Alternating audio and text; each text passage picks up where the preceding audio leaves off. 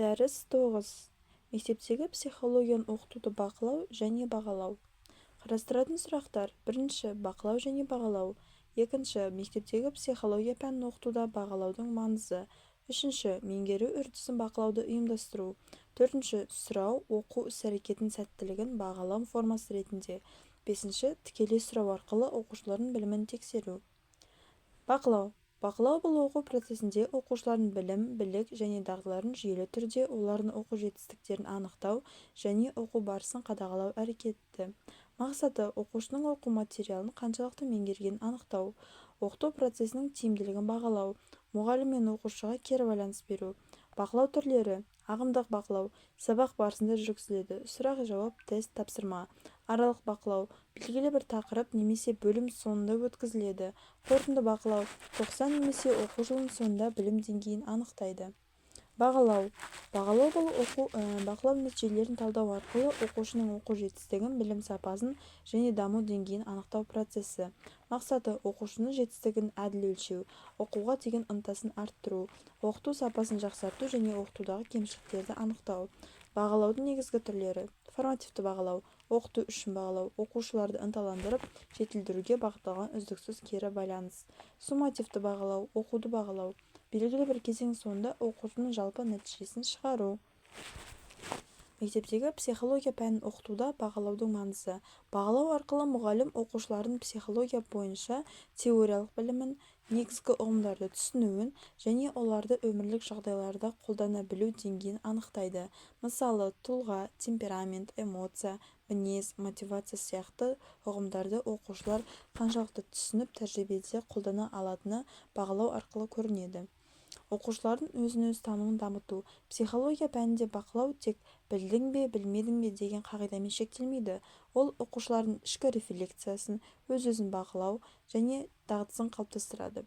Мұғалімнің кері байланыс арқылы оқушы өзі күшті және әлсіз тұстарын анықтайды, өзін жетілдіруге ұмтылады.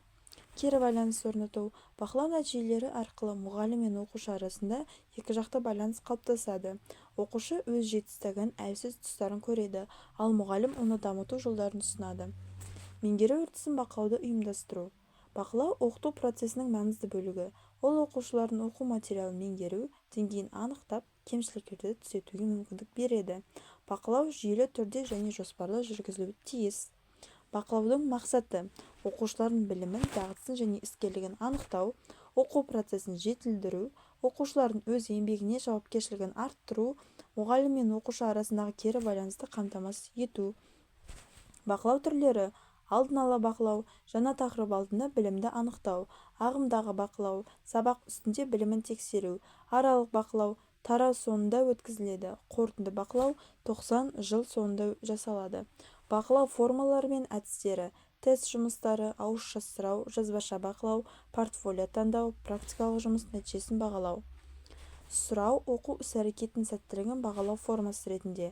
Сұрау білімді тексерудің ең кең таралған әдісі. Мақсаты: оқушылардың меңгеру деңгейін және оқу белсенділігін анықтау. Сұрау барысында оқушылардың ойлау қабілеті, есте сақтау және сөйлеу дағдылары дамиды. Сұраудың түрлері: жеке сұрау, бір оқушыны терең тексеру, жаппай сұрау, бүкіл сыныппен өткізу, таңдамалы сұрау, белгілі бір топ немесе тақырып бойынша, шығармашылық сұрау, пікірталас, эссе, жоба арқылы сұрау. Сұрау әдістері: дәстүрлі ауызша сұрау, тестілік сұрақтар, жұптық және топтық талқылау, ситуациялық тапсырмалар және ойын элементтері. Тікелей сұрау арқылы оқушылардың білімін тексеру. Тікелей сұрау мұғалім мен оқушы арасындағы нақты ауызша қарым-қатынас. Бұл әдіс оқушының білімін жедел анықтап, кері байланыс орнатуға мүмкіндік береді. Тікелей сұраудың ерекшеліктері: жылдам нәтижеге қол жеткізу, оқушының дайындық деңгейін нақты көру, тақырыпты бекіту мен қайталауға тиімді. Тікелей сұраудың артықшылықтары: жеделдік, жауапты бірден есту, белсенділік, оқушыны сабаққа тарту, қызығушылық, пәнге оң көзқарас қалыптастыру, сөйлеу мәдениетін дамыту. Бақылау сұрақтары: бірінші, меңгеру үрдісін бақылаудың мақсаты қандай? 2. Бақылаудың негізгі түрлерін атаңыз. 3. Ағымдағы және қорытынды бақылаудың айырмашылығы неде? Оларды талдаңыз. 4. Сұрау әдісінің педагогикалық маңызы қандай екенін түсіндіріңіз. 5. Сұраудың негізгі түрлерін атап көрсетіңіз. 6. Сұрау оқушылардың қандай қабілеттерін дамытады? 7. Тікелей сұрау дегеніміз не? 8. Тікелей сұраудың артықшылықтары қандай?